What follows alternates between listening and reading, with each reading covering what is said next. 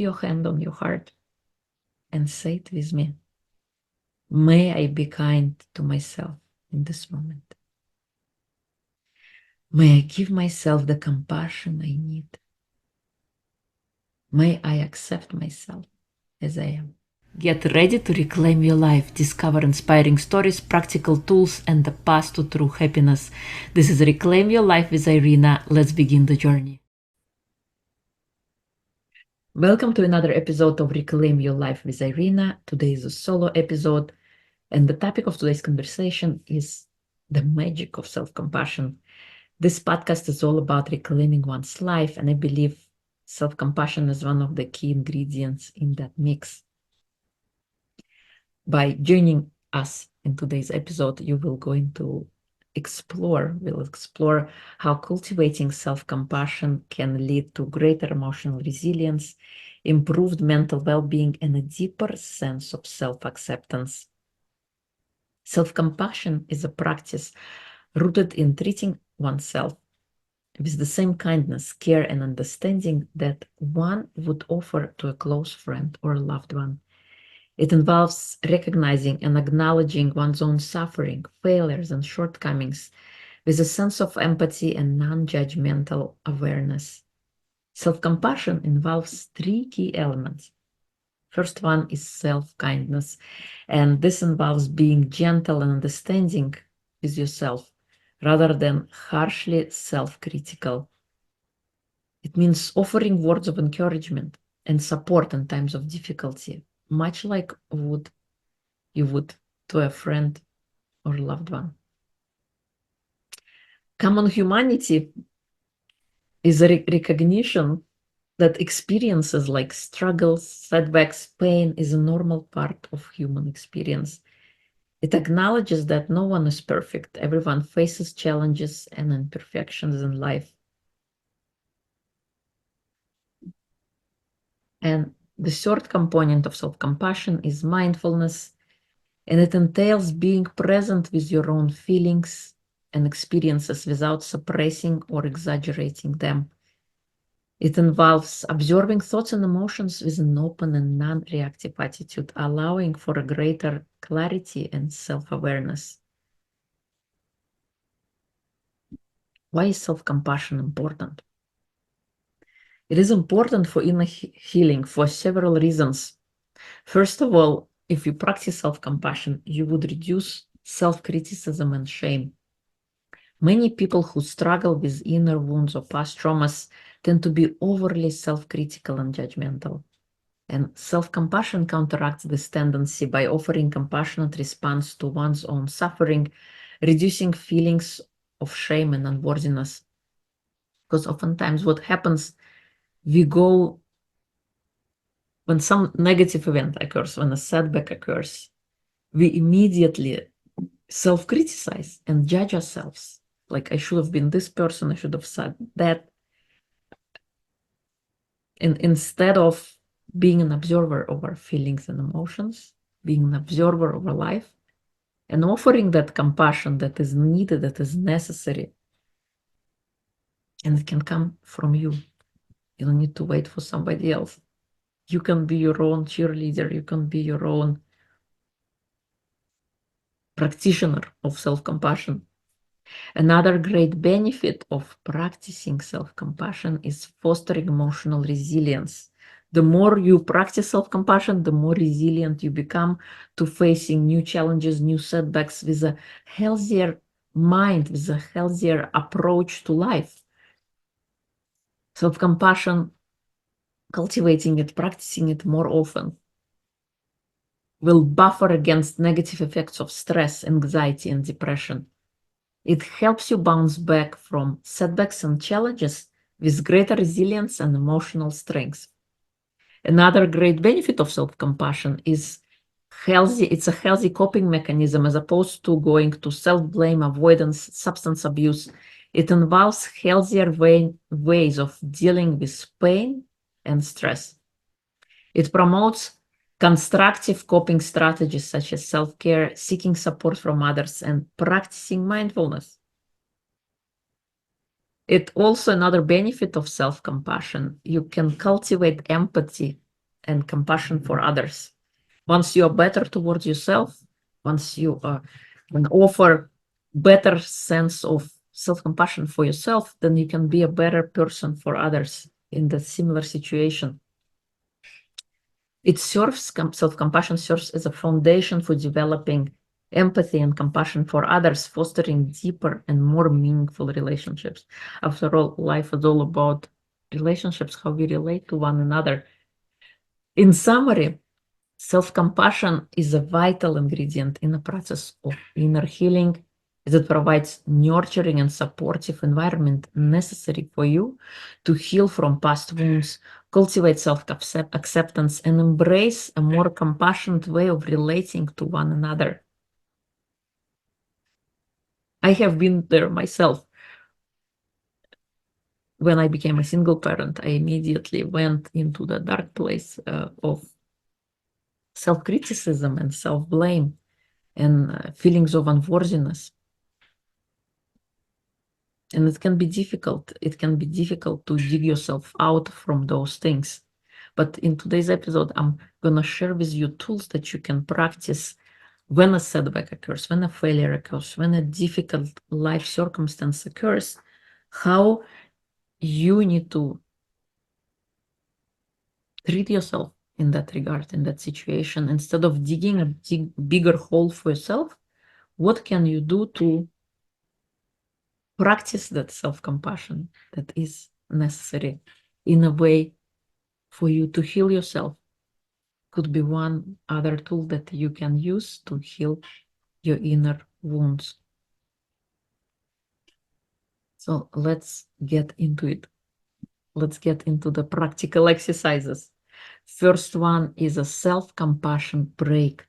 I invite you to find a comfortable position, either sitting or lying down, and take a few deep breaths to center yourself. So,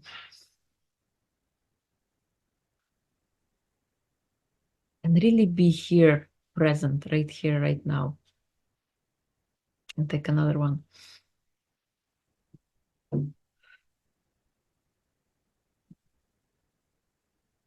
I want you to bring yourself to a situation or feeling that is causing you distress or suffering, such as a mistake you've made or a challenging emotion you're experiencing. I want you to acknowledge your pain or difficulty with honesty and recognizing that suffering is a natural part of human experience. I would like for you to offer yourself words of kindness and reassurance. You might say silently or aloud phrases like this: may I be kind to myself in this moment. May I give myself the compassion I need. May I accept myself as I am. I encourage you to place a hand over your heart or adopt a gentle, comforting pose as you offer yourself these words of encouragement. So put your hand on your heart and say it with me. May I be kind to myself in this moment. May I give myself the compassion I need. May I accept myself as I am.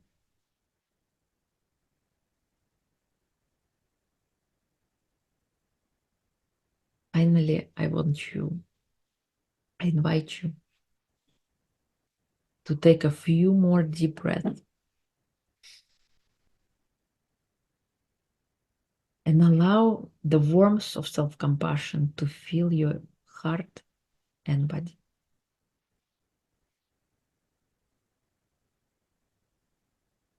You can return to this practice whenever you need, offering yourself the gift of self-compassion in moments of difficulty and distress. It's a tangible tool you can use to cultivate self-compassion in your daily life, fostering inner healing and emotional well-being. And when you say those words, may I be kind to myself in this moment, may I give myself the compassion I need, and may I accept myself just as I am, You gotta really feel those words, really feel them in your heart when you say them. Don't just open your mouth and say them, but really feel each word, each element, and slow down. Another tool to try that can be in your tool belt is daily affirmations. And I know people say, oh, affirmations, they don't really work. They don't really work if you don't do them well. When we say those things, when we say the I am statement, I am is the most powerful tool sentence in the universe. So when you say those statements of I am, you gotta really feel them.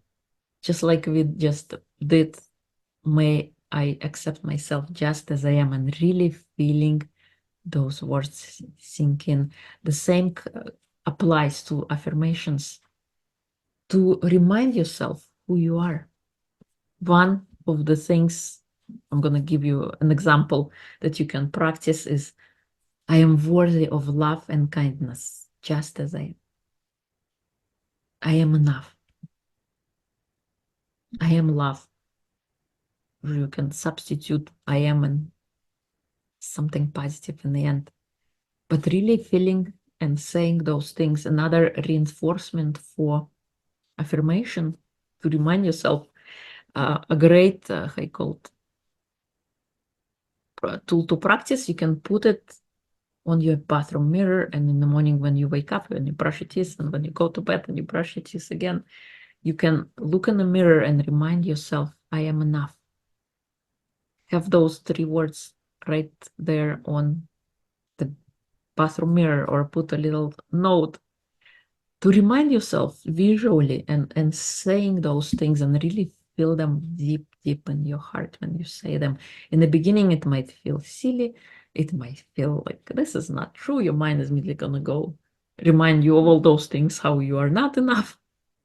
But the more you practice it, the more you make it into your day-to-day living, the more true it would become over time.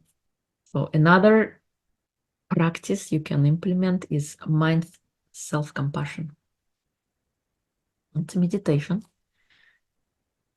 that focuses on self-compassion, such as loving kindness meditation or a body scan meditation with a compassionate approach. I'm gonna link in the episode notes and somewhere on this video a link for self-love hypnosis for well-being. It's a great tool to practice, and I encourage you to do so little by little, treating ourselves with self-love and kindness and respect that we deserve. It's not just for your friends, it is also for you to practice self-compassion. Journaling prompts is another great practice to have. And it could be such as writing about a time when you showed yourself kindness during a difficult moment. Triggering your memory, triggering your mind to remind yourself, this is how something happened in the past, and this is how I've reacted or responded to what happened. This is how I treated myself with kindness. Another good one is listing 3 things you appreciate about yourself. Not what other people say about you, but what do you appreciate about yourself? Could be your mind, could be your body, it could be the way you are being in a certain situation, and constantly reminding yourself of those things. Little things in day-to-day basis can produce massive results over time. And this is a great practice to have, to remind yourself, what do you appreciate about you? And it's not selfish, it's just reminding you who you are. And by doing so, you heal yourself in the process. And then you show up better for yourself, and you show up better for others when you are whole, when you have that element that you practice, that self-compassion. Compassionate self-talk is another practice to have. Could be difficult in the beginning, especially when you experience a failure and immediately you enroll yourself into a negative train wagon and you just start repeating and saying the things that should have happened and they didn't happen, and who you were being in that particular situation, and digging yourself a bigger hole, because there is no failure in life. Actually, everything is a feedback loop. It's a feedback mechanism for you to learn. If you didn't win this time, if you failed, if you lost, it is a learning experience for you to take, and then next time make a different decision based on your learned experience. So compassionate self-talk could be difficult in the moment, especially if we don't observe our thoughts, if we don't observe our emotions, if we just go along with it, with whatever comes, and we just completely kind of, we feel, of course, because something didn't go away. So as a substitute, what you can have, you can prepare a few sentences to be kind.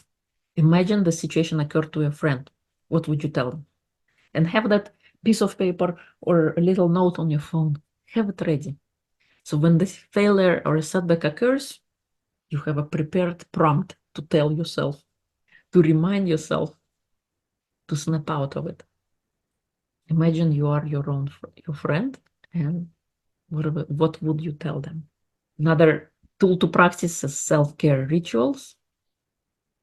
And this is about prioritizing self-compassion, such as taking a warm bath, or going for nature walk, or indulging in favorite hobby or activity that brings you joy for no other fact, just because. Whatever sets your soul on fire, go and do that. So those are the tools that you can practice. So self-compassion break, daily affirmations, mindful compassion, self-compassion practice, journaling prompts, compassionate self-talk, and self-care rituals. Let me know which one you're gonna try, or maybe you're already doing. Let me know down in the comments below. I would like to summarize why it is important to practice self-compassion, because it has transformative potential in healing your inner wounds, in practicing those to foster your own healing journey. So by practicing self-compassion, you can foster emotional resilience. You encourage healthy coping mechanisms as opposed to going to substance abuse or self-blame or avoidance of dealing with pain and stress. And it cultivates empathy and compassion for others when you are better towards yourself. So hopefully today's episode has been helpful, and I encourage you to practice self-compassion on more frequent basis towards yourself. Be the cheerleader in your life. Thank you so much for joining me today. In the next episode, I'll be speaking with Colleen Vinia, who is a spiritual intuitive, reset your vibe energy coach, and the creator of Crystallize Your Vision, a spiritual program for heart-centered leaders to transform suffering and doubt into clarity, confidence, creativity by energizing intuition and emotional freedom. And Colleen is going to share with us how she reclaimed her life after healing from grief and loss. Have a great rest of your day wherever you are, and join us next week right here on Reclaim Your Life with Irina. Remember, you're only one decision away from reclaiming your life. And if you need help in that department, be sure to reach out and let me help you.